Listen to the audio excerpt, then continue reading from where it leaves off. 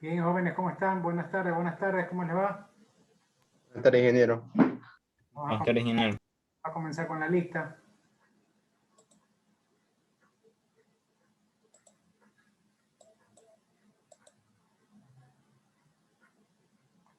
Son el 1-4, ¿no? Telemática. Sí.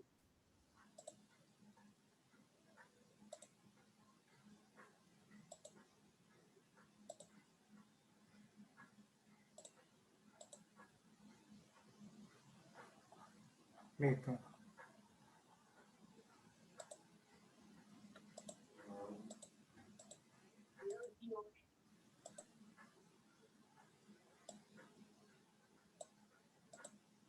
Bien, pongan atención a la lista. Nadie está viendo.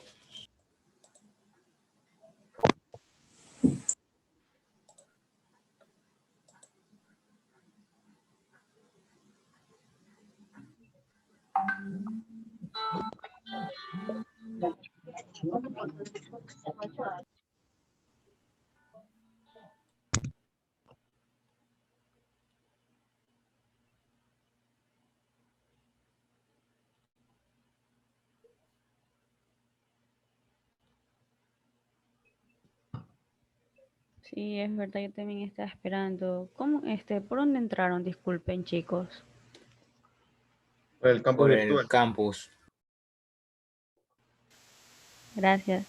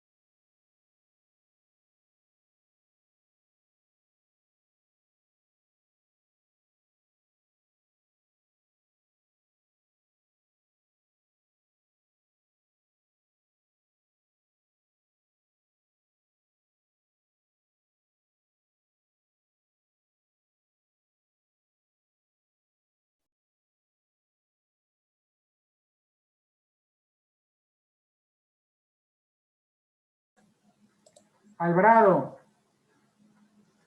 Alvarado. Presente, bro. Álvarez. Presente, profesor. Andrade.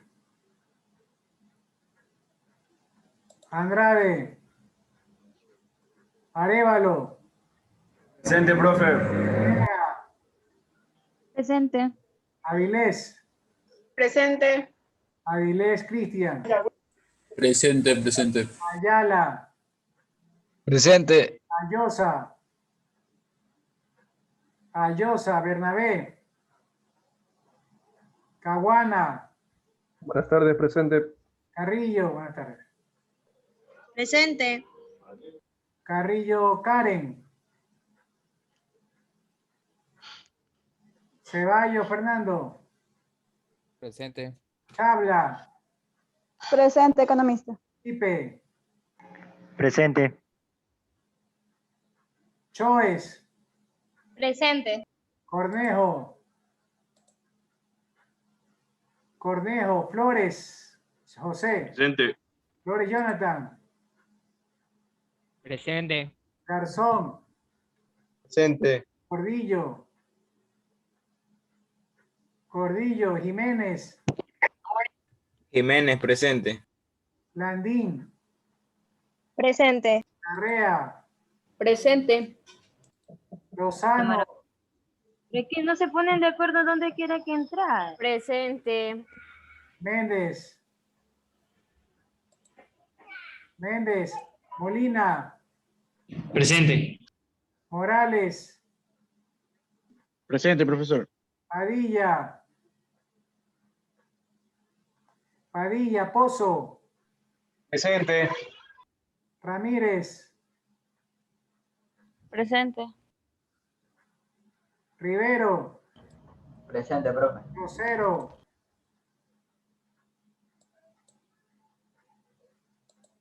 Ruiz. Presente. Salazar. Presente. Sánchez, Santana. Suárez, Pixi. Presente. Valencia. Vera. Presente. Villamar. ¿Quién no fue nombrado? Profesor, buenas tardes. Carrillo Karen. Carrillo Karen. ¿Quién más? ¿Quién más? Ya no tomo lista más tarde. Profesor, disculpen, buenas tardes. Está diciendo los que recién entraron. Sí. Ya, yo soy Gordillo.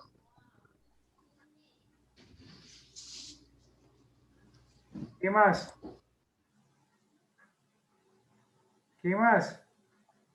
Villamar, licenciado.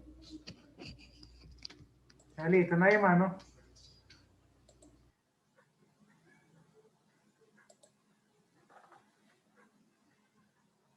Bien, envíenme al grupo de WhatsApp los archivos de PowerPoint para yo proceder a sortear.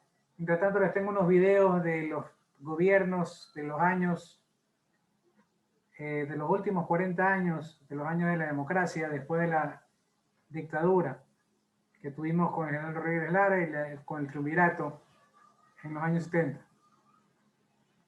Vamos a ver cada uno de ellos.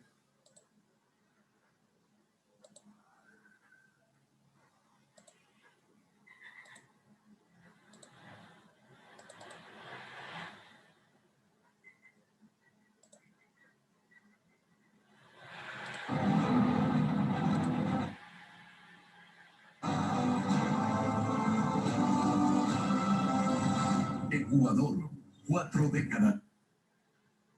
Recordaremos los momentos políticos de su audiencia, un recorrido por la historia reciente de nuestra democracia. Recordaremos los momentos políticos más relevantes de 4 décadas, en las cuales Ecuador debió tener 10 presidentes y terminó teniendo 13. El primer periodo presidencial que revisaremos marcó el retorno a la democracia. El prometedor mandato de Jaime Roldós Aguilera, que comenzó en 1979, se vio truncado a mitad de camino por su prematura muerte. Su vicepresidente, Osvaldo Hurtado, asumió el poder. Revivamos esa primera etapa.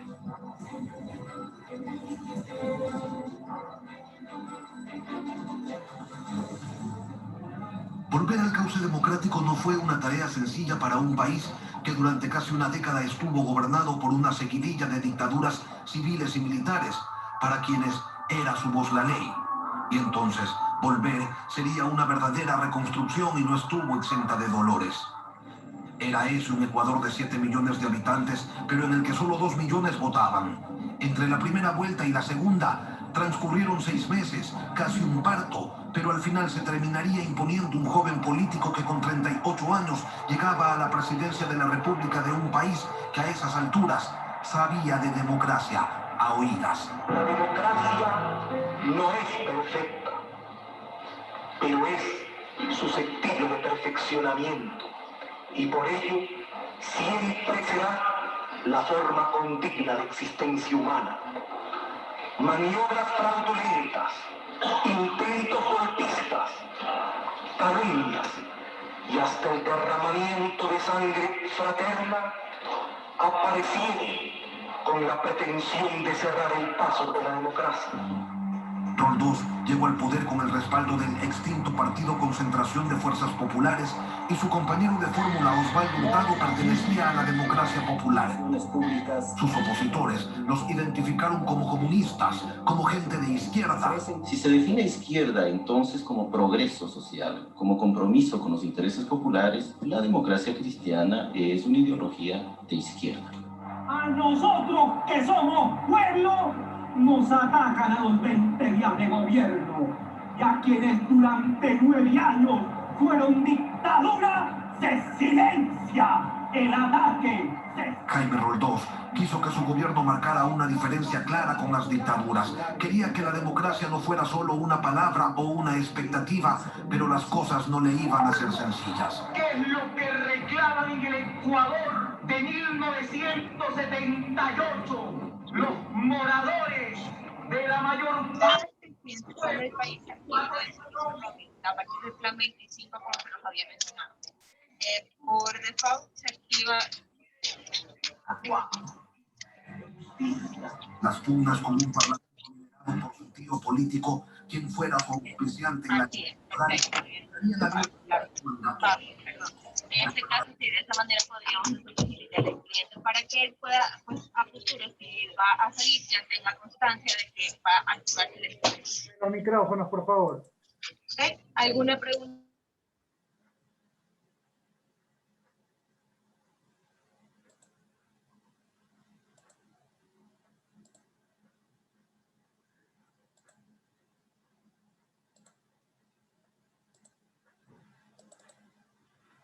De dictaduras civiles y militares, para quienes era su voz la ley. Y entonces, volver sería una verdadera reconstrucción y no estuvo exenta de dolores. Era ese un Ecuador de 7 millones de habitantes, pero en el que solo 2 millones votaban. Entre la primera vuelta y la segunda, transcurrieron 6 meses, casi un parto, pero al final se terminaría imponiendo un joven político que con 38 años llegaba a la presidencia de la República de un país que a esas alturas sabía de democracia a oídas. La democracia no es perfecta, pero es susceptible de perfeccionamiento, y por ello siempre será la forma condigna de existencia humana. Maniobras fraudulentas, intentos golpistas, calumnias y hasta el derramamiento de sangre fraterna aparecieron con la pretensión de cerrar el paso de la democracia. Roldós llegó al poder con el respaldo del extinto Partido Concentración de Fuerzas Populares y su compañero de fórmula Osvaldo Hurtado pertenecía a la Democracia Popular. Sus opositores los identificaron como comunistas, como gente de izquierda. Si se define izquierda entonces como progreso social, como compromiso con los intereses populares, la democracia cristiana es una ideología de izquierda. A nosotros que somos pueblo, nos atacan a los 20 días de gobierno, y a quienes durante 9 años fueron dictadura, se silencia el ataque. Jaime Roldós quiso que su gobierno marcara una diferencia clara con las dictaduras. Quería que la democracia no fuera solo una palabra o una expectativa, pero las cosas no le iban a ser sencillas. ¿Qué es lo que reclaman en el Ecuador de 1978? Los moradores de la mayor parte de los pueblos ecuatorianos. Agua, agua. Este es un país que tiene sed de agua y sed de justicia. Las pugnas con un parlamento liderado por su tío político, quien fuera su auspiciante en la liga electoral, marcarían abiertamente su mandato. En la Cámara de Representantes quisieron implementar un reglamento para su operación, pero no existía ley, por ende no se podía reglamentar nada. Pugna de poderes. Pugna de poderes comenzada por esa mayoría parlamentaria que quería mantener sometida a la función ejecutiva del Estado, que el presidente de la República hiciera lo que esa mayoría, de acuerdo a sus arreglos y componendas, quisiera que actuara el presidente. Yo desafío, si el momento se torna oportuno, a aquellos que pretenden sepultar a un gobierno popular, ir ante el pueblo ecuatoriano. Estoy convencido que en un plebiscito popular le damos 5-1 a los enemigos del pueblo ecuatoriano. Cabalgando en una nube rosada en el firmamento, sueña que es más poderoso que Cassius Clay. Nos desafía un plebiscito. Ojalá, señor, el doctor Roldós meta los pies en el cepo. Pertenece al pueblo del Ecuador. Roldós tenía un discurso certero y de fuego. Recorrió el país entero, iba entregando obras y prometiendo la construcción de otras, convencido de que había que recuperar la dignidad y que para ello desde el poder solo tenía un camino. Nosotros estamos construyendo un país, y este país que lo vamos a construir en democracia tiene que avanzar por el desarrollo económico y tiene que avanzar también por el sendero de la justicia social. Porque queremos probar que no somos pueblo agresor. Roldós, el humanista, apuntó a la protección continental de los derechos humanos. Crea y empuja la llamada Carta de Conducta y logra que mandatarios y cancilleres del Pacto Andino la firmen en la ciudad de Riobamba. La Carta de Conducta lo que significa es que tantos principios que hemos proclamado en materia de derechos humanos puedan comenzar a tener una mecánica de hacerlos factibles. Yo creo que muchos hemos hablado y muchos han hablado acerca de derechos humanos. Lo difícil en esto, como en todo el ordenamiento jurídico, es pasar de la norma escrita a la práctica. Y la Carta de Conducta lo que busca es una práctica. Regímenes de facto, dictaduras que violen los derechos humanos, que atenten contra los principios democráticos, necesariamente están cuestionados en los términos de la Carta de Conducta. Pero el respeto comenzaba desde casa, y en medio de las pugnas y de las manifestaciones que se desarrollaron en el país por la escasez de gasolina y el alza en el precio de los víveres, Roldós dejaba en claro que las cosas se debían manejar de una sola manera. Yo no quiero una prensa amordazada. Yo no quiero una república del silencio. Yo no quiero la lisonja y el adulto para el error del gobierno. Yo quiero la crítica constructiva. Yo quiero la palabra orientadora, porque no me creo infalible, porque no creo que mi gobierno lo sea. Entre enero y febrero de 1981 sobrevenía la invasión peruana y la guerra de Paquilla. Roldós viajó hasta la sede de la Organización de Estados Americanos para exponer la tesis nacional de inaplicabilidad del protocolo de Río de Janeiro, y en las calles del país encendía un sentimiento de nacionalismo. Esta es la postura ecuatoriana, la postura de un pueblo digno, la postura de un pueblo que quiere la paz, repito. Este pueblo quiere la paz, pero este pueblo quiere una paz de un pueblo erguido, con la mirada en alto, con la cabeza soberbia, porque si esta paz no es posible, este pueblo prefiere la cruz de un cementerio a la cruz de la ignominia.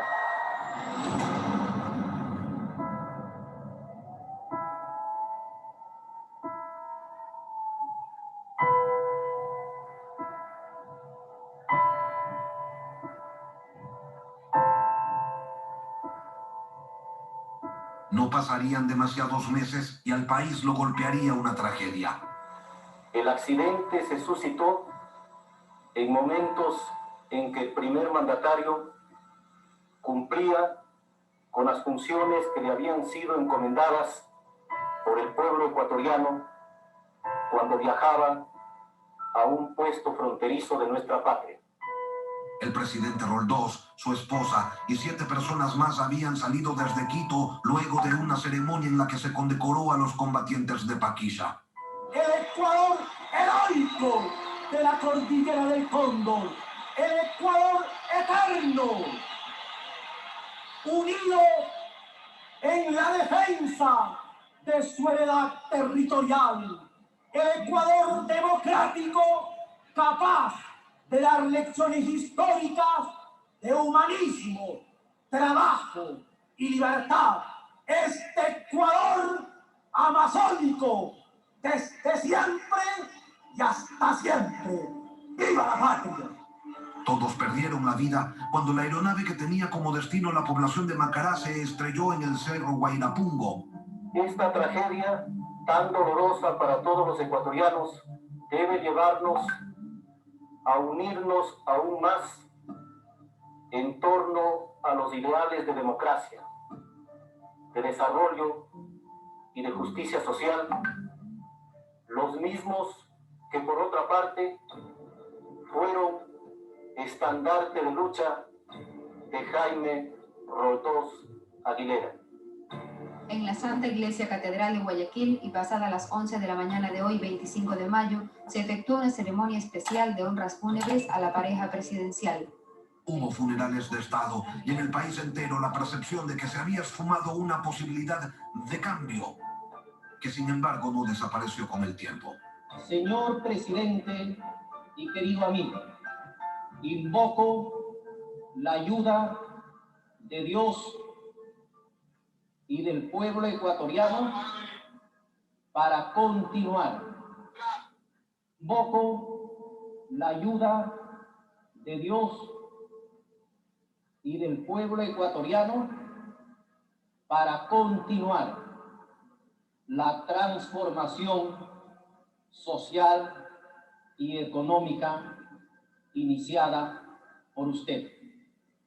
Adiós, señor presidente.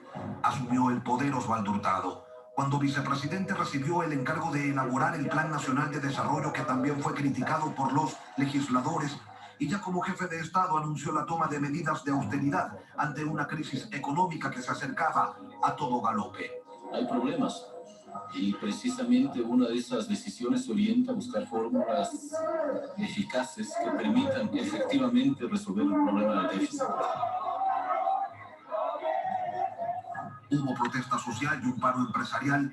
Durante su gobierno se convirtieron las deudas en dólares de algunos agentes económicos privados contratadas fuera del país en deudas en sucres con el Banco Central. La llamada sucretización de la deuda. Sin embargo, y pese a los problemas por los que atravesó su mandato, Osvaldo Hurtado terminaría su gobierno con un 42% de la población considerando que había sido bueno. Muchos dijeron que el recuerdo de Roldós había pesado en la percepción final. Lo cierto es que este primer ejercicio de poder post-dictadura le había costado sangre, sudor y lágrimas a un país que aprendía a caminar otra vez por el sendero de la democracia.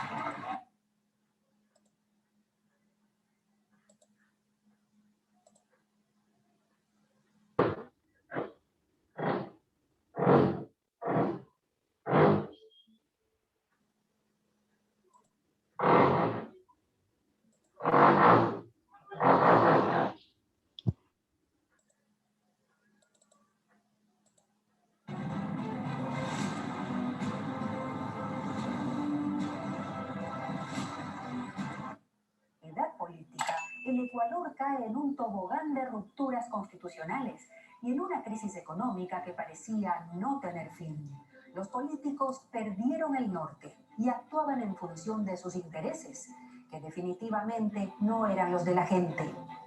Así fue como en 5 años el país tuvo 5 presidentes. En este corto periodo muchas cosas cambiaron. La moneda, la confianza en las instituciones públicas, la tolerancia hacia el accionar político. Y esas dinámicas traerían consecuencias en un futuro hacia el cual la nación caminaba sobre una cuerda floja.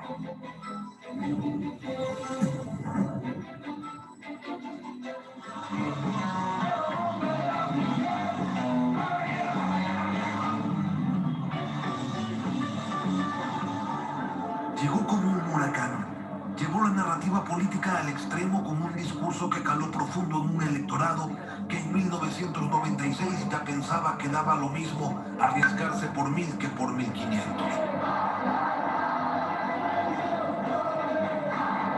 Un discurso discurso que golpeaba como un látigo a sus adversarios hizo que Abdalá Bucaram solo perdiera las elecciones en Guayas y Pastaza. En el resto del país triunfó arrolladoramente a un Jaime Nebot que en ese momento veía nacer el inicio de su carrera trunca hacia Carondelet. ¡Ven, pescador! ¡Ven, artesano! ¡Ven! ¡Que cuando ganas a presidente, nunca nos masticarás el hambre! Y la estirada de tu mes. Júrase por su honor defender la Constitución y las leyes de la República. Juro por la paz y por el pueblo. Desde el inicio, su gobierno estuvo marcado por la informalidad. El presidente Bucaram parecía estar empeñado en demostrar que los rigores rimbombantes del poder no eran cosa suya. Ni siquiera quiso vivir en el Palacio de Gobierno con el argumento de que estaba poseído por fuerzas sobrenaturales. Hablamos del Palacio de Gobierno. Es un palacio que debe ser convertido en biblioteca para la gente mayor de 70 años de edad. Es un infierno, es fantasma, señor. Es horrible dormir ahí adentro con un frío del carajo.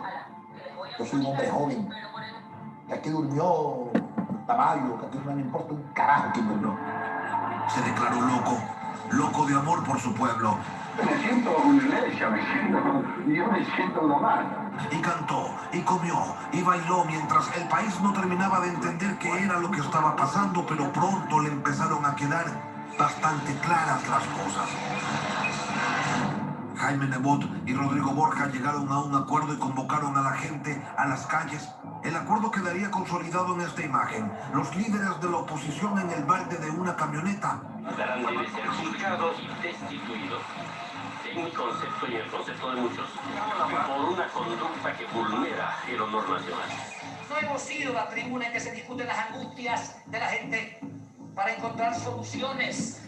Atrás había quedado 1994, cuando rondosistas y socialcristianos, para repartirse las dignidades del Congreso Nacional, consolidaron el pacto de la regalada gana. Estamos en contra de los demagogos que quieren un progreso sin sacrificio.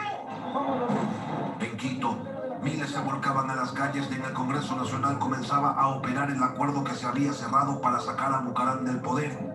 Acusaciones de corrupción como la de que su hijo Jacobo había ganado $1 millón en las aduanas empujaron una decisión que se intentó configurar como legal, pero que en realidad se trataba de un golpe de Estado. No quiero que Abdalá Bucaram se vaya, pero no a la casa, sino a la cárcel.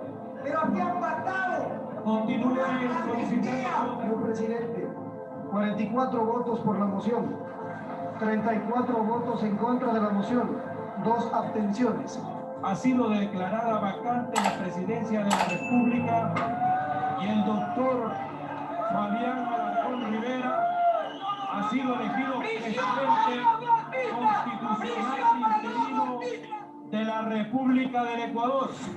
Así declaraban la incapacidad mental de Bucaram para gobernar apenas 6 meses después de iniciado su mandato y lo destituían del poder, pero Bucaram seguía en el Palacio de Gobierno con sus fantasmas. Sencillamente desconozco lo actual. Por mí votaron 2.200.000 personas. Son 44 amigos.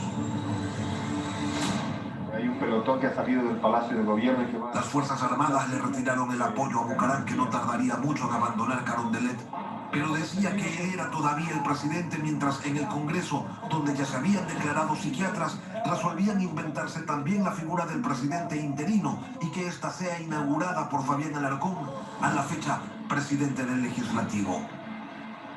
Pero se habían olvidado que existía una vicepresidenta de la República, electa por votación popular. La Constitución de ese entonces no contemplaba que fuera ella quien debía reemplazar al presidente en caso de ausencia definitiva, y en el Congreso de ese tiempo cualquier vacío se encargaban de rellenarlo como mejor les pareciera. Rosalía Arteaga al inicio dio batalla, nombró a algunos ministros para que integren su gabinete, pero en el Congreso no quisieron que ella asumiera el poder. Expreso mi disposición de convocar a una consulta popular en el plazo inmediato, con el objeto de que el pueblo, supremo árbitro de la democracia, decida en forma directa a quién corresponde ejercer la primera magistratura del país. Por 5 días gobernó Arteaga. Fue la primera mujer presidenta de la República, pero no pudo hacer mayor cosa porque el pulseo político le terminó arrebatando la presidencia. Que en estos momentos el doctor Fabián Alarcón Rivera, presidente del Congreso Nacional, está fraguando un golpe de Estado. Llegó entonces Fabián Alarcón, quien de entrada convoca a consulta popular para que se ratifique su mandato y también para que la gente se pronuncie sobre una asamblea constitucional para que haga una nueva Carta Magna. En el gobierno de Alarcón siguieron las denuncias de corrupción, una de ellas contra su ministro de gobierno, César Verduga, a quien se lo señaló por un supuesto mal manejo de gastos reservados, y después contra el propio Alarcón por la contratación de personal en el Congreso cuando era legislador. Este gobierno no tiene nada que esconder, sino de absoluta transparencia. Alarcón creó la Comisión Cívica contra la Corrupción y enfrentó un fenómeno de El Niño que provocó pérdidas por más de $1.000 millones. Esto mientras en Sangolquí se redactaba una constitución nueva. 1 año y 6 meses gobernó Alarcón. El día que entraba en vigencia la nueva constitución que se había redactado, tomaba posesión del gobierno también Yamil Maguad, quien había terminado de consolidar su candidatura luego de estar 6 años como alcalde de Quito.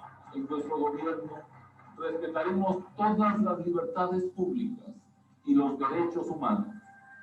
Hablaremos con claridad, actuaremos con transparencia y combatiremos a la corrupción. 3 meses le fueron suficientes para sellar la paz con el Perú y dar por terminado un conflicto que había costado vidas y dinero por décadas. Fue en Brasilia donde las dos naciones cerrarían sus diferencias. Esta es una cantimplora usada por soldados ecuatorianos en el conflicto del 41. Aquí llevaban el agua para poder sobrevivir en la selva y quiero que usted la conserve y la guarde como símbolo de que esta paz es permanente.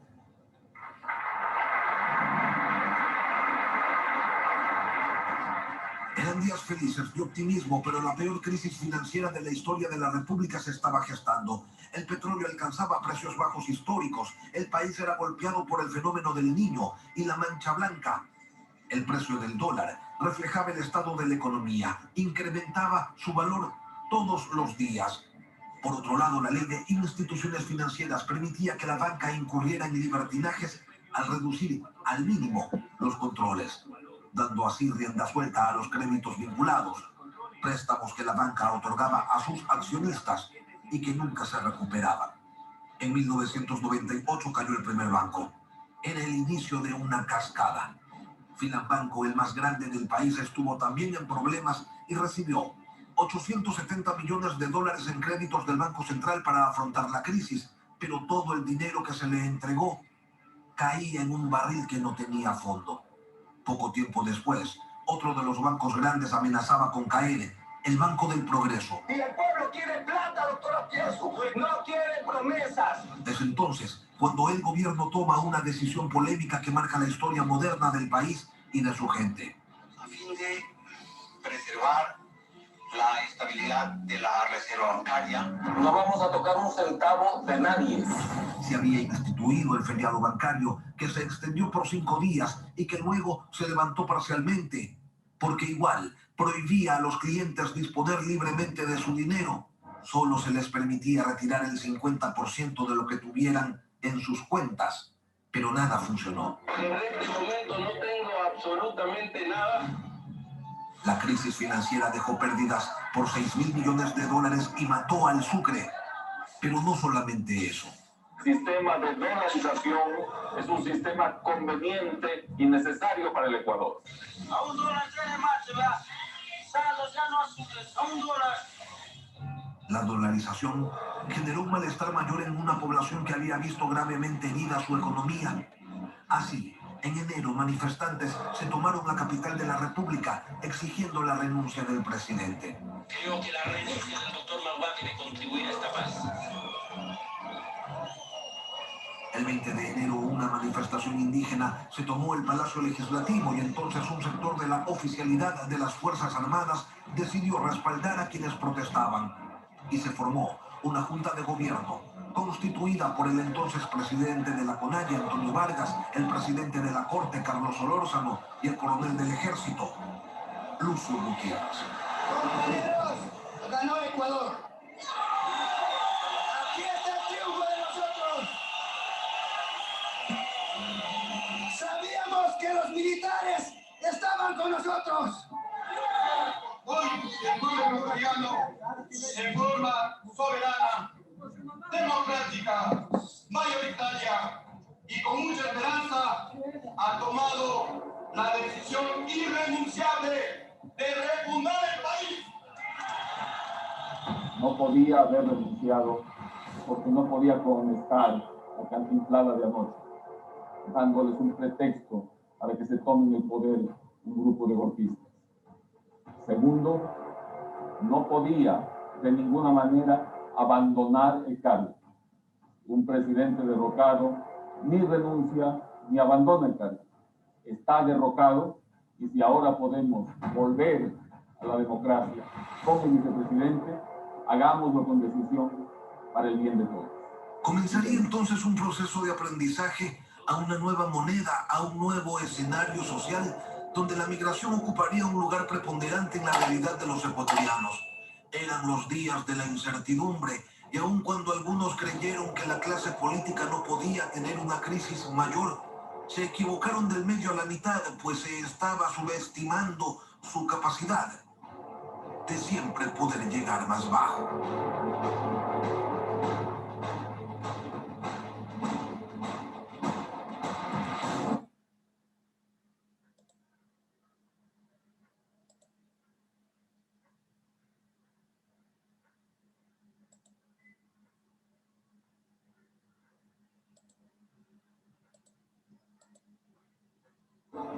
Quito, 17. Del retorno a la democracia, pero la estabilidad ¿con Juan? Jaime Roldós. Cuando los ecuatorianos regresaban a las urnas,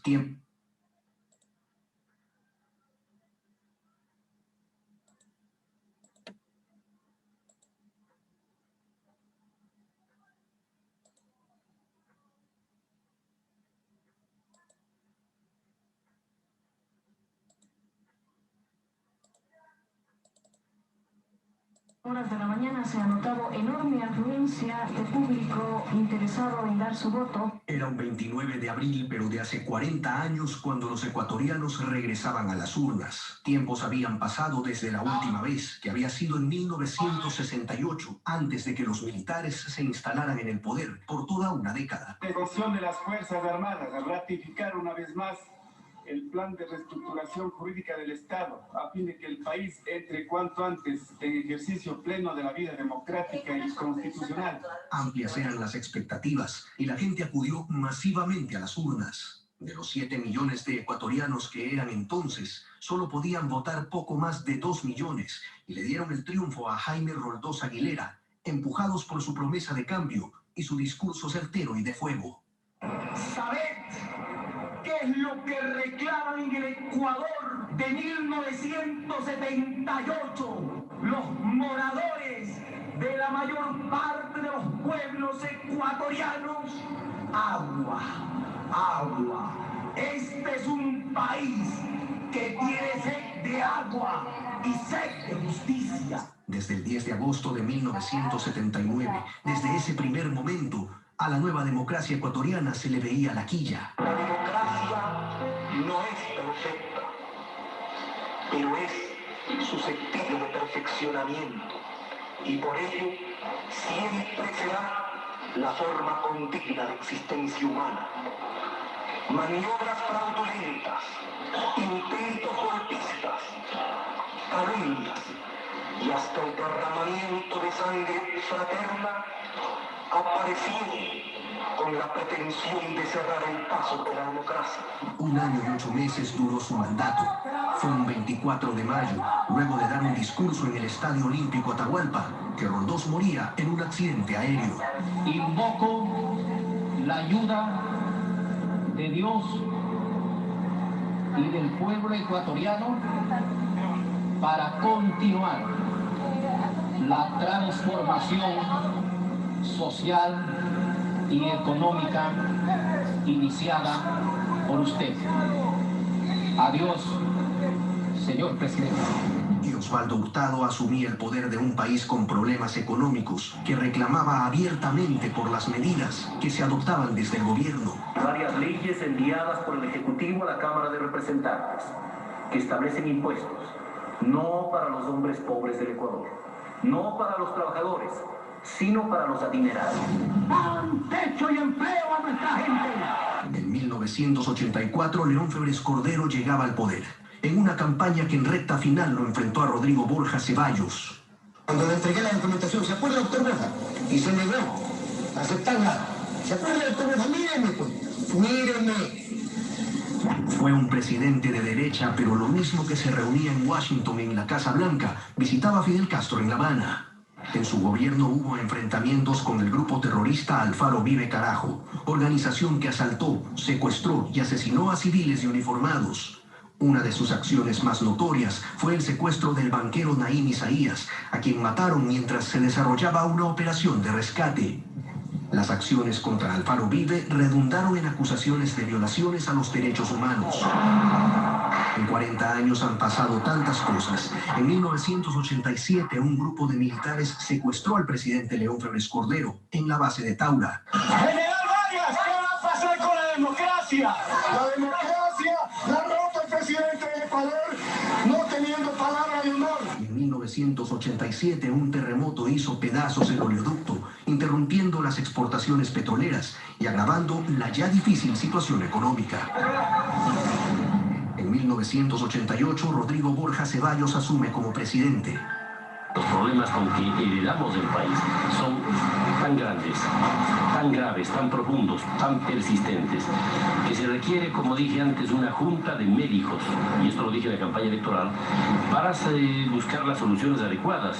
Durante su gobierno se dan las primeras grandes movilizaciones de la naciente Confederación de Nacionalidades Indígenas del Ecuador, que exigían un Estado plurinacional, territorios autónomos y mayores derechos para sus comunidades. Los 2 primeros años tuvo mayoría parlamentaria, pero a mitad de periodo perdió el control del Congreso y la política circular del Ecuador, donde todo, una y otra vez, se repite. 71 años tenía Sixto Durán Ballén cuando asumió como presidente de la República en 1992. Intentó implementar un proceso de modernización del Estado, pero más pudo la guerra. Su vicepresidente fue enjuiciado políticamente. El Congreso no tuvo los votos para censurarlo, pero igual Alberto Dajic renunció al cargo.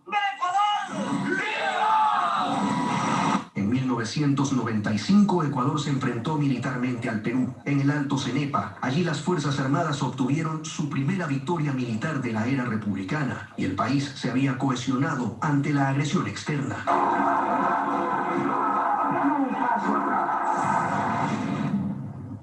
Para Abdalá Bucaram, la tercera fue la vencida. Se postuló para la presidencia en 1988 y llegó a segunda vuelta con Rodrigo Borja. Lo volvió a intentar en 1992.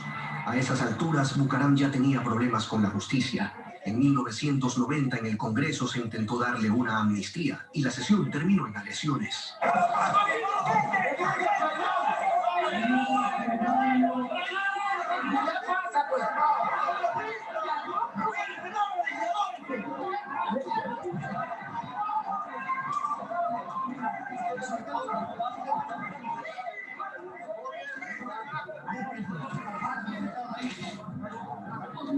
Señor, que vean los medios de comunicación, señor. Se ha pegado por la espalda por un diputado del PRI. Esto es una guerra.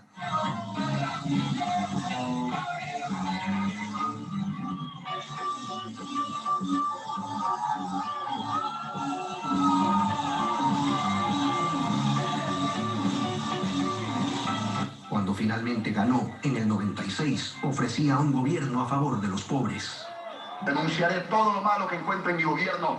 Seré el principal fiscal del mismo y aspiro que todos los partidos políticos, incluido el Partido Social Cristiano, me ayuden en el proyecto de gobernabilidad, porque los pobres del país nos necesitan. Pero su presidencia duró 5 meses y 25 días. Propuso la convertibilidad en el país de 4 sucres por dólar. Los legisladores declararon su incapacidad mental para gobernar y lo destituyeron. Señor presidente, 44 votos por la moción, 34 votos en contra de la moción, 2 abstenciones. Ha sido declarada vacante la presidencia de la República y el doctor Fabián Alarcón Rivera ha sido elegido presidente constitucional interino de la República del Ecuador. Ante la destitución de Bucaram, lo lógico era que asuma el poder la vicepresidenta, Rosalía Arteaga.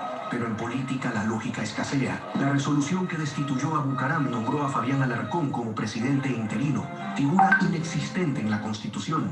Nuestra posición es absolutamente apolítica. Por la fuerza de las circunstancias, es una posición neutral. Arteaga, a su vez, firmaba decretos asumiendo la presidencia. 5 días después, el 11 de febrero, el Congreso Nacional se reunía nuevamente para investir como presidente a Fabián Alarcón, y Arteaga renunciaba al cargo. Lo primero que hizo Alarcón en el poder fue llamar a un referéndum para dentro de 2 meses. En mayo, un 54% de la población avalaba su designación presidencial y un 60% la destitución de Bucaram. Eran 14 preguntas. Entre ellas constaba el llamado a una asamblea constitucional. El gobierno de Alarcón cerró enfrentando al fenómeno de El Niño, que arrasó con la zona agrícola de la costa y dejando miles de millones de dólares en pérdidas.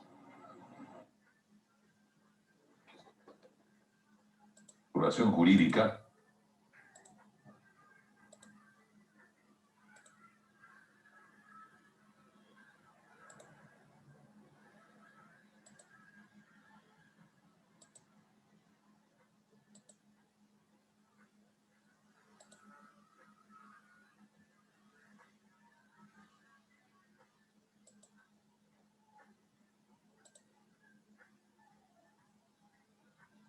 Bien, veamos los grupos que han enviado las diapositivas para exposición. Veamos en el WhatsApp, ¿no? Grupo 4 son ustedes. A ver, está el grupo 7, el grupo 5, grupo 6, grupo 2. Bien, vamos a ver, vamos a bajarlo desde descargas.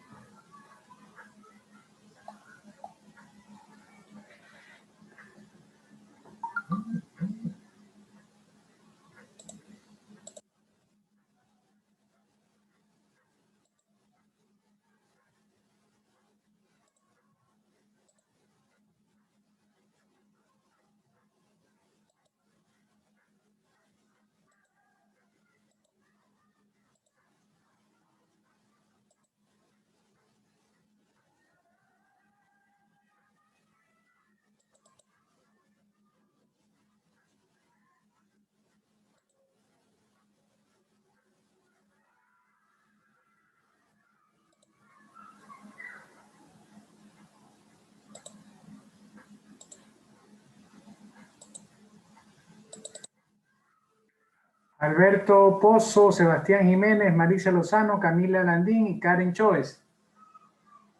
A la reja.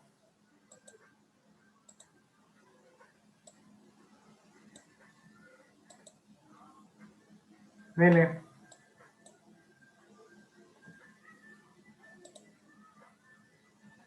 Ya, mister, un momento, ¿ya?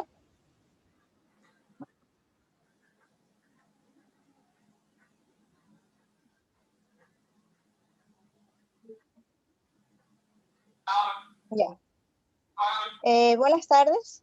Nosotros somos el grupo 2. Un momento, por favor.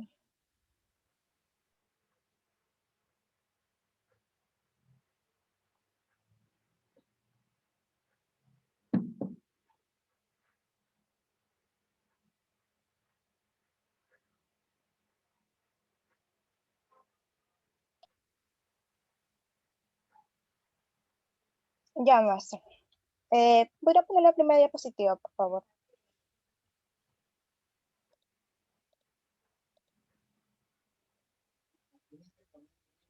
La primera. Bueno, nosotros somos el grupo 2. Estamos conformados por Alberto Pozo, Sebastián Jiménez, Marixa Lozano, Karen Chos y quien les habla es Camila Landín. Nuestro tema es la evolución de la democracia en Ecuador desde la perspectiva constitucional, en el surgimiento de la democracia constitucional del derecho y la justicia del Ecuador. Formalmente la democracia del Ecuador contemporáneo comenzó en 1979, pero en 1977 y sucesivamente hasta el 2007.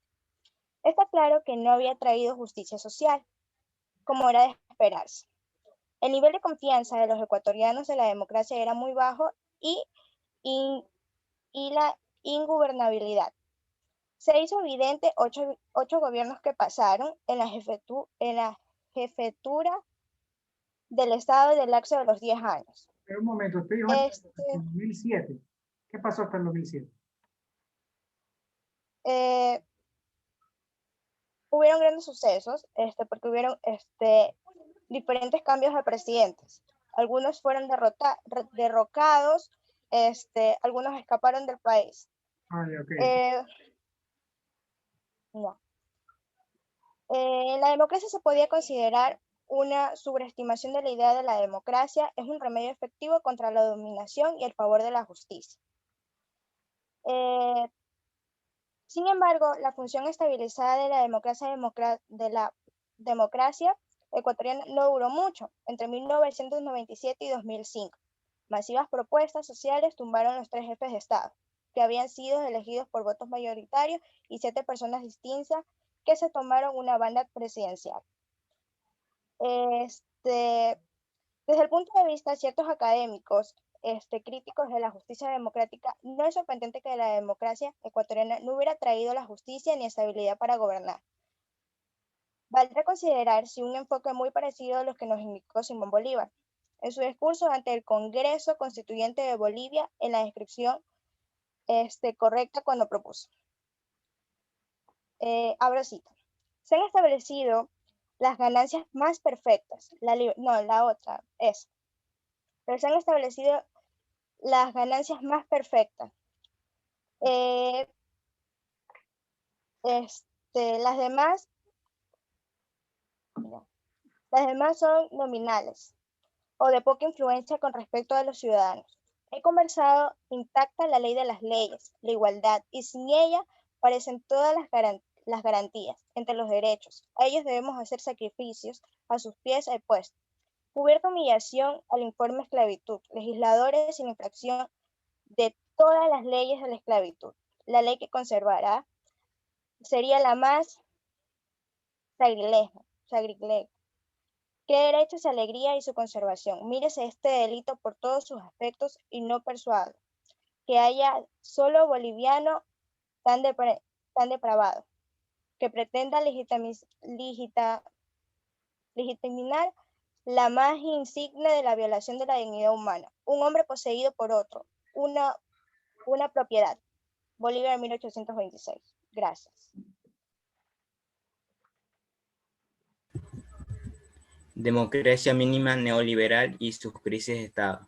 Jaime Roldós fue el primer presidente electo después de la dictadura militar que terminó en 1978.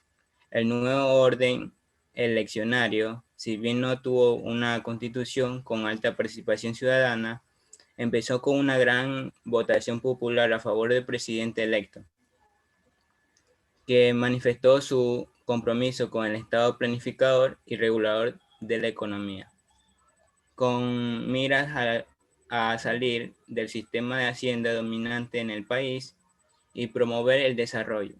Con la muerte de Roldós en 1981, por la caída del avión que los transportaba, nace el nuevo orden neoliberal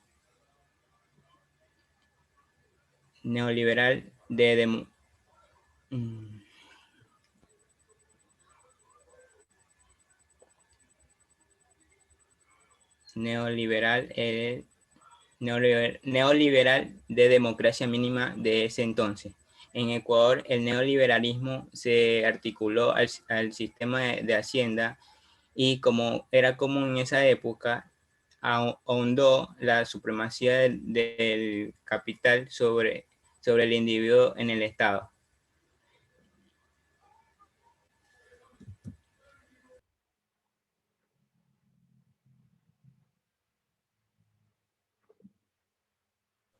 Buenas tardes.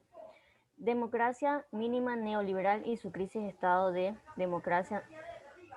La siguiente. La siguiente diapositiva.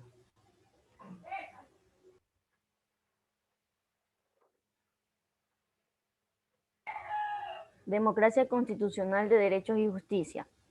La nueva estabilidad democrática del Ecuador se debe a que ha emergido un Estado constitucional de derecho y justicia donde el soberano es el pueblo.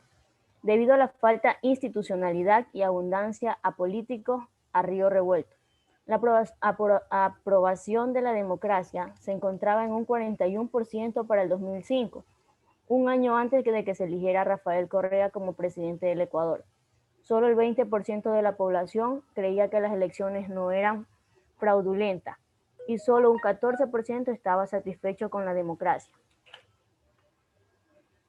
Toda democracia auténtica debe ser una especie de forma de gobierno donde el pueblo libre determine la conducción del Estado, en garantía de sus derechos y la definición participativa del futuro común, dentro de las exigencias de justicia. La democracia mínima y en particular neoliberal es la forma de gobierno dentro de la cual se le da la apariencia de que se le garantizan los derechos al pueblo para que libremente controle el Estado, sin que realmente se den estas condiciones de derecho ni de justicia. En el año 2006, el joven académico Rafael Correa gana las elecciones presidenciales con un discurso de ruptura con los poderes fáticos que habían gobernado al país. Ofreció un gobierno que atienda los derechos y aspiraciones de la población. Sin embargo, o si bien la revolución ciudadana era la oferta política de que la ciudadanía menos confiaba, el nuevo gobierno encontró un ambiente hostil para materializar su nueva visión del país y aplicar las políticas que prometió en campaña. A continuación, mi compañera.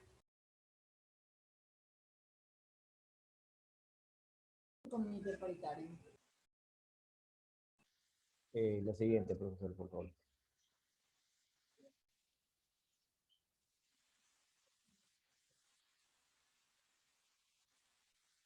Ya, formas de comprensión de la democracia. La democracia nace en Grecia. Antes existió la monarquía, o sea, el poder de una sola persona. La democracia en sus inicios tuvo defectos, como es el hecho de que excluía a ciertos grupos como las mujeres, esclavos y extranjeros. En la antigua Roma, en la época de la República, también predominaba la exclusión, pero porque solo los poderosos podían elegir. Es decir, había una estructura democrática, pero no para todos. Luego de la Revolución Francesa, se consolidaron conceptos como la igualdad y se configuró la forma de gobierno como república, adoptando la democracia. Pero persistían los privilegios para los que tenían poder. El Ecuador nace en 1830 como república y revestida de democracia, pero siguiendo las referencias históricas anteriormente vistas, estos atributos solo lo percibieron los grupos de poder económico y de estrato socioeconómico dominante como que son las oligarquías. Existieron algunos pensadores como Rousseau que realizaron observaciones a la democracia y al concepto de república. Por ejemplo, que la democracia directa es donde el pueblo expresa su poder. Esto en contraposición a la democracia representativa, que para algunos no llega a ser muy eficaz. La democracia se basa en la igualdad y libertad, la decisión de la mayoría, defensa de los derechos de las minorías, el diálogo y la tolerancia para aceptar las diferencias. El filósofo Habermas contribuye con los conceptos de democracia deliberativa y participativa y resalta el compromiso del ciudadano en la participación en política de manera democrática.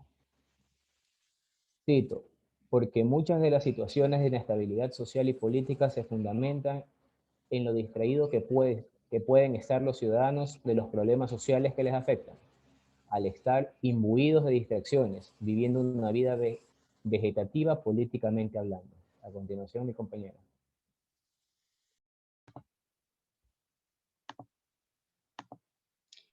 Saludos economistas y compañeros. Les voy a hablar sobre la participación ciudadana y control social. La participación ciudadana en Ecuador ha pasado por diferentes momentos, pero se debe mencionar que se empezó a regir a partir de la Constitución de 1998 y es la Constitución ecuatoriana del 2008 que se establece de forma sólida la base jurídica para impulsar los diferentes mecanismos. Sea adecuada a las necesidades de la población ecuatoriana, la participación ciudadana y el control social son dos temas que más discusión se ha planteado en Diario Vivir de la sociedad ecuatoriana. Esto se debe a que a partir de la Constitución del 2008 se ha institucionalizado tanto la participación ciudadana como el control social, pero es menester señalar que no todos los mecanismos que instrumentan dicho proceso son nuevos. La vida democrática en el año de 1978 abre nuevas esperanzas de progreso y desarrollo. Se dieron inicio desde aquel entonces, han pasado 37 años, en los cuales la población ecuatoriana ha vivido más desencantos que frustraciones, que éxitos. La inestabilidad social fue marcada acompañada de problemas económicos, cambios continuos de gobiernos, los cuales no permitían que el país pueda progresar. En la década de los años 90 fue el principio del nacimiento de lo que según varios autores fue denominado democracia callejera o activismo de protesta, en el cual diferentes movimientos sociales manifestaron su descontento y planearon nuevas alternativas para el desarrollo. Es así que uno de los grupos sociales siempre marginados, como lo es los de los indígenas, aparece con fuerza en el panorama nacional. De igual forma, la clase media, entre ellos profesionales, amas de casa, trabajadores comerciantes, crean nuevos movimientos y dejan en claro que la democracia representativa en Ecuador no debe ser la única alternativa y que deben cambiar no solo su mecanismo, sino que se debe dar paso a otros tipos de democracia, como es la participación comunitaria, directa, entre otras. En conclusión, cabe recalcar que falta un proceso de educación masiva a la población ecuatoriana para que conozcan cuáles son sus derechos de participación y cómo deben usarlos de manera adecuada. Gracias.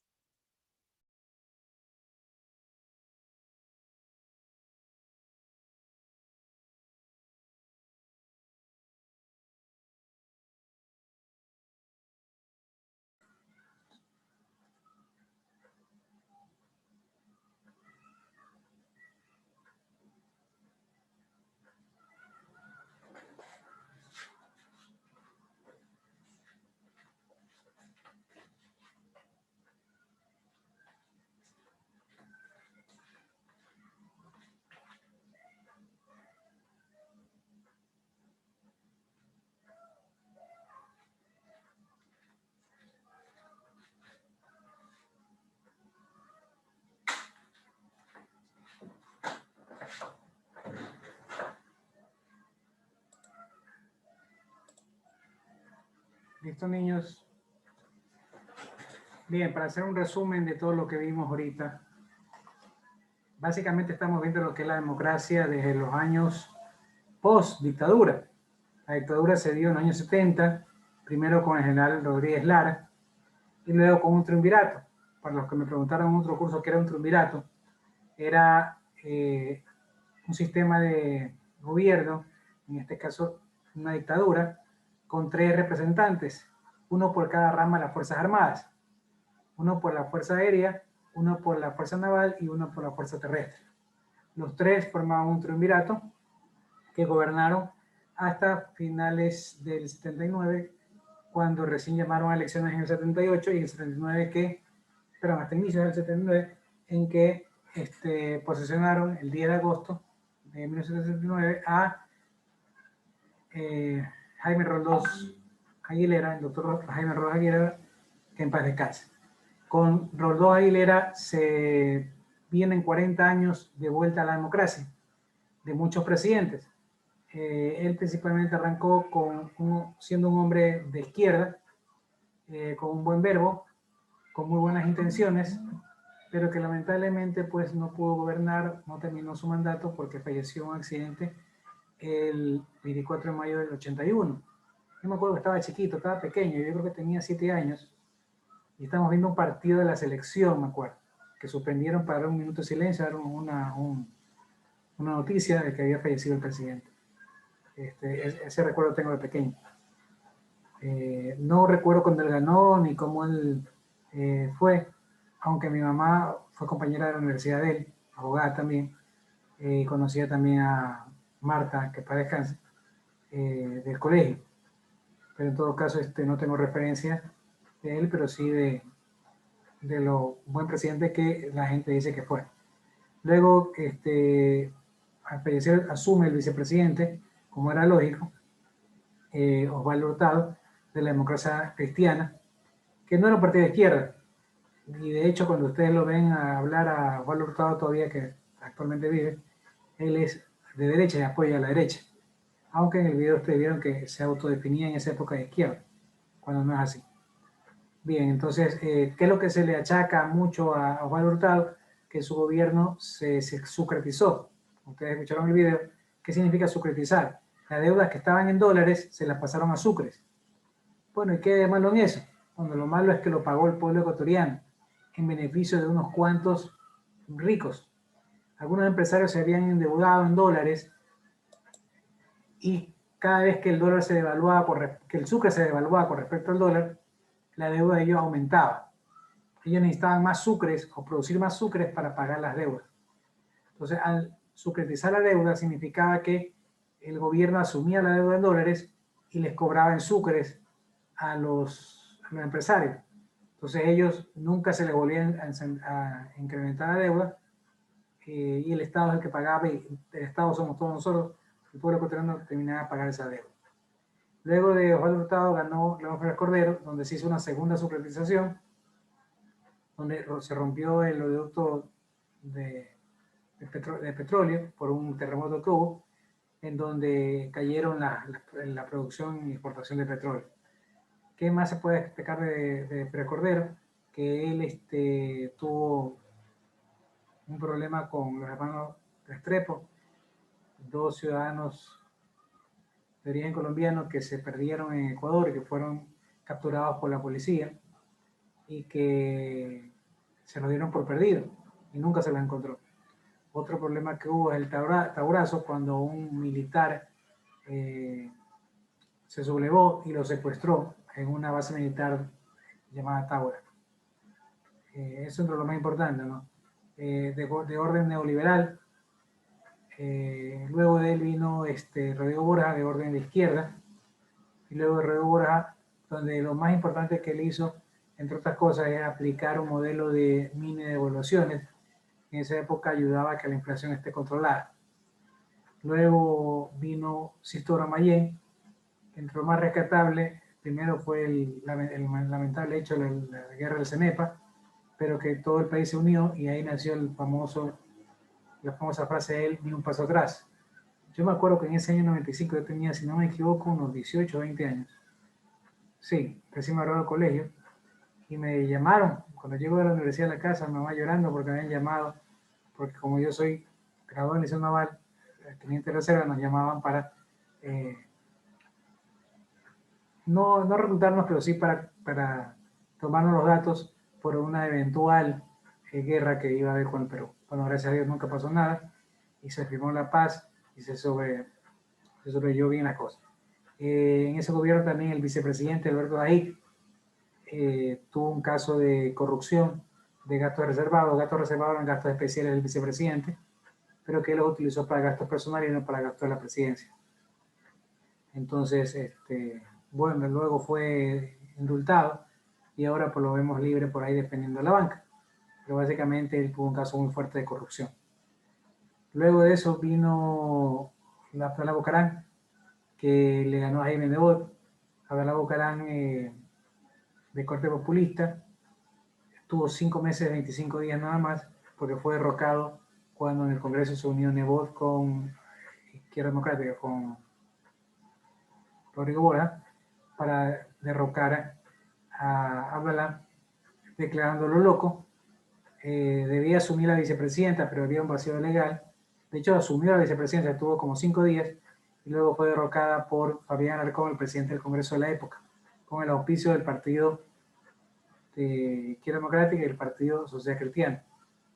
Luego de eso asume Fabián Alarcón y luego recuperamos la democracia con Yamil Maguad en elecciones populares, quien había sido alcalde de Quito por algunos años y luego fue presidente pues de todos nosotros.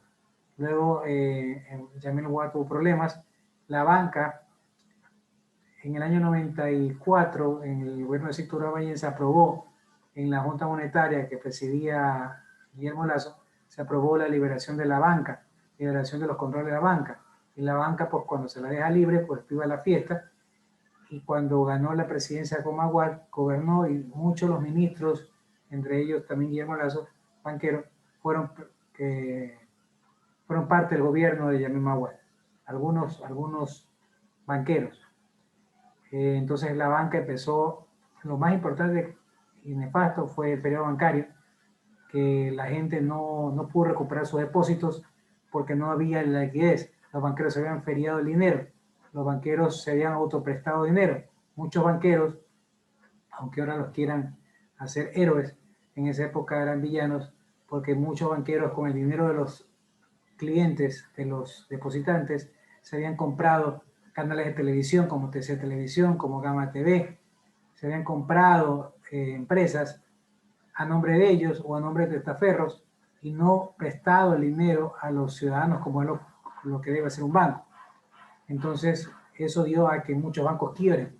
Quebró primero el Banco Continental, luego quebró el banco, bueno, no me acuerdo cronológicamente, pero también quebró Filan Banco, quebró Banco La Previsora, quebró Banco El Progreso, quebró el Banco Popular y otros bancos más que llevaron a el escalabro financiero que mató al Sucre y dio origen a la dolarización. El Sucre murió, también se estaba devaluando, el dólar estaba primero a 5.000 sucres un dólar. En la época de Abdalá, él quiso aplicar la convertibilidad. Entonces la convertibilidad era una dolarización anticipada, algo parecido a la dolarización. Sin embargo, no convenía a la banca en esa época dolarizar ni hacer la convertibilidad porque era a 4.000 sucres un dólar y se dolarizó ya cuando estábamos a 25.000 sucres un dólar, con lo cual muchas personas perdieron dinero, muchas personas perdieron sus ahorros, se despulverizó.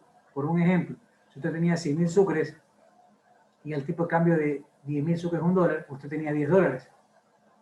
Haga la conversión, 100.000 sucres a 10.000 sucres un dólar eran 10 dólares.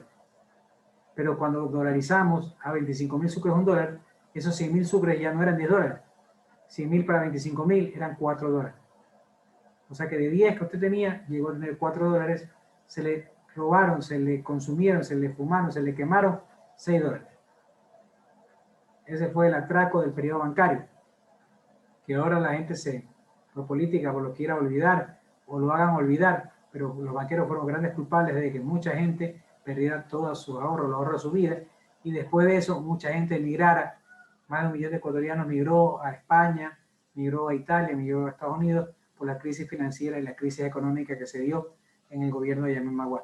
Entonces, ante toda esta crisis, hubo un levantamiento indígena donde llegaron a conformarse un triunvirato que no llegó a gobernar, realmente fue por horas, donde llegó Jaime Vargas, el presidente de la CONAE, Lucio Gutiérrez, un coronel insubordinado, y Héctor Sonrazano, el presidente de la Corte Suprema de Justicia, se autoproclamaron gobernantes.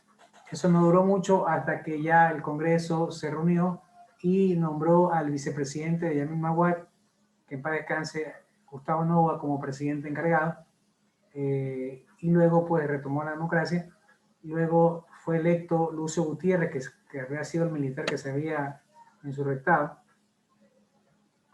ganó democráticamente las elecciones con su partido Sociedad Patriótica como alguien de izquierda, pero lamentablemente al llegar traicionó a los indígenas y se alió a Estados Unidos. Un ejemplo que han cometido algunos traidores que se alinean a Estados Unidos y al neoliberalismo. Entonces, Lucio Gutiérrez no duró, fue derrocado por las fuerzas políticas de esa época, por otro levantamiento indígena. Me acuerdo que eran los socialcristianos, también estaban involucrados ahí. Y entonces lo declaran que el puesto estaba vacío. Lucio Gutiérrez huye del país y sube el vicepresidente Alfredo Palacios. Alfredo Palacios fue presidente hasta que hubo elecciones y llegó Rafael Correa Delgado, el presidente que estuvo desde el 2007 hasta el 2017, haciendo miles de obras, haciendo 453 escuelas del milenio, haciendo 12 hidroeléctricas.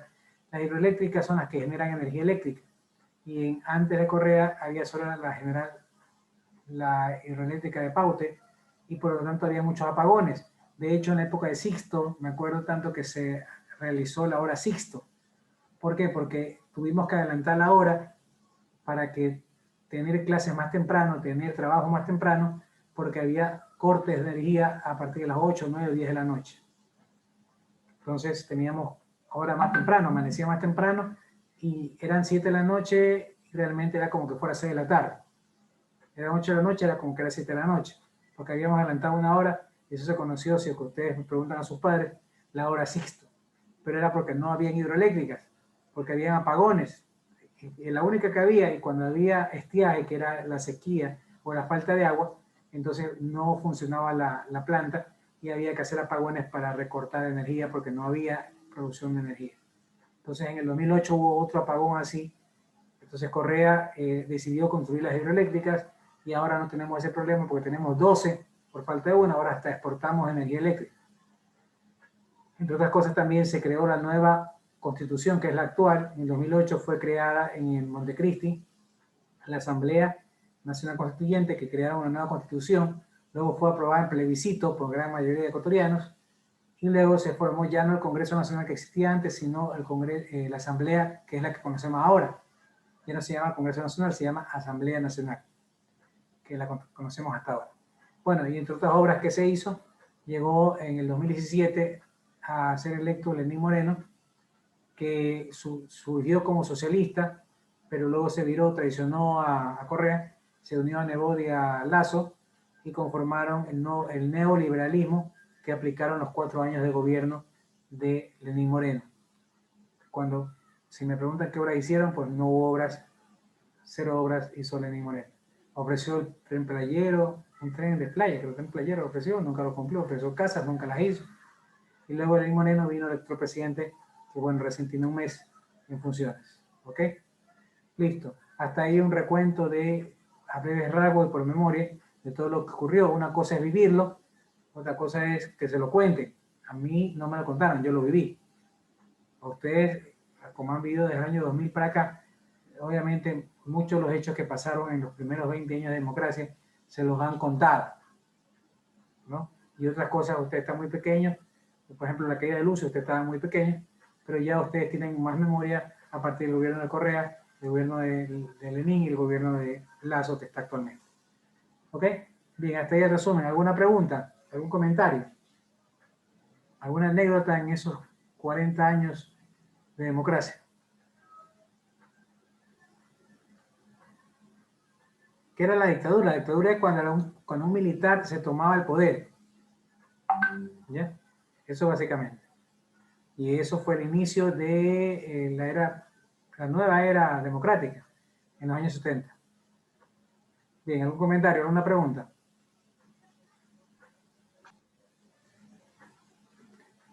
Diga, Karen. ¿Usted cree que hoy en día hay libertad de expresión? Libertad de expresión siempre hay. O sea, el chiste que la gente que dice no hay libertad es la gente que está diciendo que no hay libertad. O sea, si tú puedes decir que no hay libertad es porque hay libertad. En el anterior gobierno, en el de Correa, decían que no había libertad. Pero yo veía que mucha gente decía y hacía lo que le daba la gana. Pero hay que tener la diferencia entre libertad y libertinaje. Por ejemplo, lo que pasó hace poco con este grupo La Posta, eso es libertinaje. Porque tú tienes libertad de opinar, pero no de atacar. Cogieron la cara de un político, creo que fue el indígena Isa, lo pusieron donde lanzan dardos y empezaron a lanzar dardos en televisión nacional. Eso es una ofensa, un agravio, un racismo a un indígena. Eso no es libertad de expresión, eso es libertinaje. O sea, hay un hilo muy fino entre lo que es libertad de expresión y lo que es libertinaje. La libertad mía termina donde comienza la libertad del otro. Entonces, si alguien puede salir a decir todo lo que supuestamente puede decir, hay libertad. Y si dice más de lo que debe decir, hay libertinaje. Yo no puedo decir que tú eres corrupto si no te pruebo que eres corrupto. Pero hay mucho libertinaje, más que nada en redes sociales. En redes sociales la gente dice y miente de lo que no sabe. Es increíble. Y lo vemos no en política, lo vemos en fútbol, lo vemos en las vacunas, lo vemos en todo. Yo me acuerdo que hace unos meses, cuando estábamos en media pandemia, en 2020, hasta mandaba un audio de alguien llorando, diciendo que no salgan a la calle porque se van a morir. Pasó esa fecha y no pasó nada, gracias a Dios. O así como anunciaron que se iba a acabar el mundo en el 2012, hasta una película hubo. Y antes de eso, cuando los que vivimos el año 2000, el 99, el 2000, decían que en el año 2000 se iba a acabar el mundo, que iba a haber el efecto YK, algo así de las computadoras, que se iban a morir las computadoras, cosas así. Y no pasó. Y ahora poco hubo uno también, que en el 2012 no era lo de los mayas habían predicho el fin del mundo, no en el 2012, se habían equivocado en el 2020. Y no pasó nada. Entonces hay que tener mucho cuidado con lo que se dice. Eso es libertad de expresión, sí, pero lleva a un libertinaje. Cuando uno miente en la libertad de expresión, está haciendo libertinaje. No está ejerciendo la libertad. ¿Alguna otra pregunta?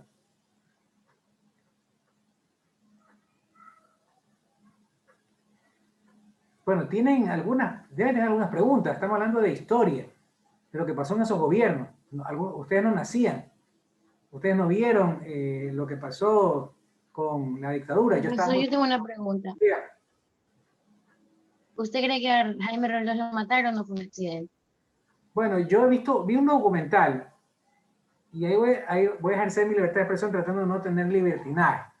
O sea, el documental se decía que la CIA había intervenido, había un sicario económico porque... Operación Cóndor. Algo así, la Operación Cóndor, que no quería...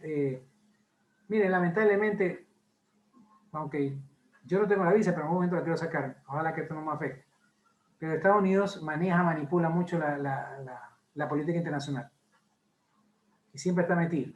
Pues donde no puede comprar un país, lo ataca o mata al presidente.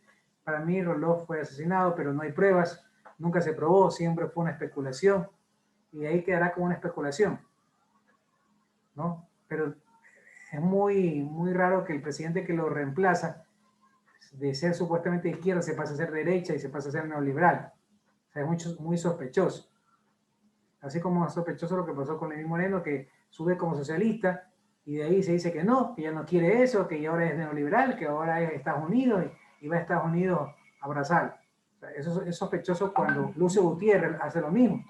Cuando alguien que supuestamente de izquierda se vira a la derecha y la prensa y la gente lo ve como bien, pero si es lo contrario, alguien de derecha se mira a la izquierda, no lo ven como bien.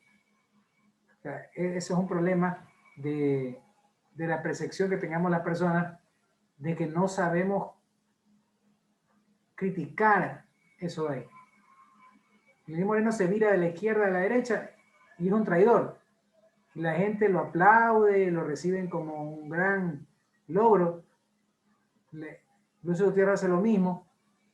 Entonces debemos empezar a señalar lo que está mal. Y eso estuvo mal.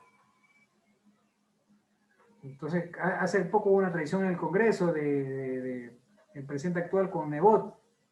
Y no pasa nada. O sea, supuestamente llegan unidos y después se separan. Entonces, esos problemas. Y si usted mira lo que pasó en el Congreso de los años 90, eran traiciones. Eran grupos de poder que se unían para sacar a un presidente. Así sacaron a Maguad, así sacaron a Abdalá. Abdalá no tenían por qué sacarlo. Indistintamente si Abdalá fuera malo o bueno, no tenían por qué sacarlo, lo sacaron. Y encima tenía que subir a Rosalía. No subió a Rosalía, sino subió a Alarcón. Por los amarres del Congreso. Lo sacan a Maguad y sube el vicepresidente. Lo sacan a Lucio y sube el vicepresidente. Pero cuando sacaban a Abdalá no subió el vicepresidente, subió el presidente del Congreso. Entonces son cositas que... Sí, profe, porque a mi mamá le convino que sea Abdalá, porque Abdalá, él estaba creando unas villas en Durán, en las del Recreo. Y dijo, vayan a coger cuando ya lo estaban derrocando. Y dijo, vaya, cojan, porque como él ya no iba a estar, y esas villas se les iba a coger el Estado. Claro, bueno, es que la verdad no lo dejaron gobernar. Ese es el problema, que se unió la derecha en ese momento y lo sacaron. declarándolo loco. O sea, ahí no hubo razón por qué sacarlo. Ni tampoco Maguad, por más la crisis económica que hubo. Ni siquiera Lucio. Fueron pretextos. Es que cuando le conviene, por ejemplo, a Lenín Moreno en el año 2019 pudieron haberlo sacado. ¿Por qué no lo sacaron? Lo pudieron haber sacado. Había un levantamiento indígena. Por los pactos con la derecha. No lo sacaron porque estaba pactado. Porque el Congreso, las fuerzas de políticas del Congreso querían mantenerlo. Lo necesitaban mantenerlo. Porque tenía cierta mayoría, ciertos diputados, más los que ellos tenían la mayoría. ¿Para qué iban a sacarlo? Porque estaba aliado con ellos. Pero si hubiera sido de izquierda él, o hubiera sido socialista, se hubiera mantenido ahí, lo hubieran sacado. Lo hubieran sacado. O si hubiera sido de derecha, pero no les hubiera gustado. Por ejemplo, Abdalá es de derecha, pero Abdalá no conjugaba con ellos. Miren que según el video se unió, bueno, según la historia, no el video, se unió de Izquierda Democrática de Rodrigo Borja con Nebot Social Cristiano, de derecha. Se dieron los dos para sacar a Abdalá. Porque no les convenía o no les gustaba o porque no les caía bien. O porque no... A mí, en esa época yo era estudiante de economía. Lo que se comentaba en las aulas era que a la banca no le convenía la convertibilidad. Yo me acuerdo que un profesor nos mandó a investigar varias veces sobre convertibilidad. Inclusive yo me acuerdo que fui en la Cámara de Comercio de esa época a grabar, a filmar una conferencia para mis compañeros sobre convertibilidad. Porque era un modelo que se había aplicado en Argentina, que Abdalá lo había copiado de Domingo Cavallo, el ministro de Economía argentino de esa época, y lo quería implementar acá. Si se daba ese modelo, no hubiera habido el problema de la crisis del año 99, del periodo bancario 98, porque la banca hubiera estado más controlada. En otro curso me acuerdo que hasta salieron a defender la banca. La banca fue la culpable del desastre de los años 90. Ahora si usted quiere darle un premio, ponerle un altar a la banca, hágalo.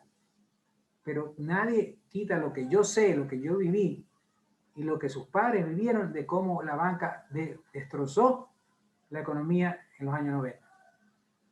Eso dice la historia y cualquiera le va a decir la verdad. Si pese a eso usted quiere adorar a los banqueros, adore. Pero en esa época eso fue lo que pasó, eso dice la historia. Ojalá que hayan cambiado. Pero bueno. ¿Algo más? ¿Alguna otra pregunta? Todavía tenemos tiempo. Bien, mientras piensan una pregunta rapidito, no se olviden que ya estamos en la unidad 2, que tenemos que tener listo lo que es el video 3, niños, por favor, y lo que es la tarea 2. Ya aquí tenemos la siguiente clase, que es el próximo jueves, y la siguiente ya es examen. Entonces, ya tenemos que terminar las tareas, por favor. Aparte, no se olviden el glosario. Yo veo que algunos ya han hecho el glosario, excelente. Entonces, si a alguien le falta, háganlo hasta el sábado. Mira, tienen jueves, tienen viernes y sábado. Y tuvieron todo casi un mes. Entonces, no hay excusa. No, profe, es que no pude, me acordé recién el lunes. Yo ya el domingo empiezo a calificar y si usted no ha hecho nada, tiene 0. Pero tienen todavía tiempo de realizar el glosario. No se van a olvidar que no es difícil y que es una nota para la parte académica, por favor. Y el examen, no se preocupen, va a ser de preguntas verdadero y falso, con selección múltiple, alrededor de 40 preguntas, 1 hora, donde ustedes tienen que ir contestando, pues no, y por experiencia, aunque he actualizado y cambiado unas cuantas preguntas, pero el semestre pasado los chicos terminaron en media hora, 40 minutos. En 45 minutos todos estaban ya casi terminados, porque realmente no son difíciles, son fáciles. Basta que hayan leído, que hayan realizado las exposiciones y que tengan cierto criterio sobre la materia que hemos visto, ¿no? ¿Ok? Bien, ¿alguna otra pregunta? Profe, terminamos la próxima semana con la exposición 6, ¿verdad? Esta es la 6, la otra se toca la 7. No, esta exposición es la 5. Ah, ya, pero esta es la Expo 5, clase 6. Ajá, exacto. Sí, la próxima sería la Expo 6, clase 7. Sí, tiene razón. Disculpe. Ya. A veces me confundo con este orden que tengo. Ajá. Entonces, ¿algo más? Nos quedan 5 minutos. Bien, niños. Entonces, bueno, recuerden que eso es la historia.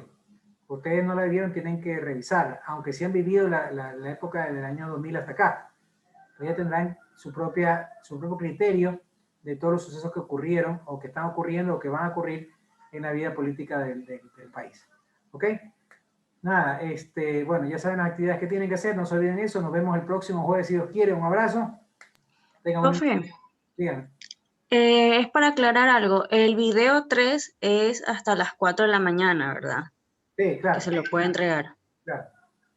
Ya, listo, profe. Muchas gracias. Entonces, hasta el próximo jueves, un abrazo. Tengan un lindo fin de semana. Hasta el próximo jueves, si Dios quiere. Que gane Barcelona el sábado. Un abrazo. Pasen bien. Gracias, ingeniero. Chao. Gracias, ingeniero.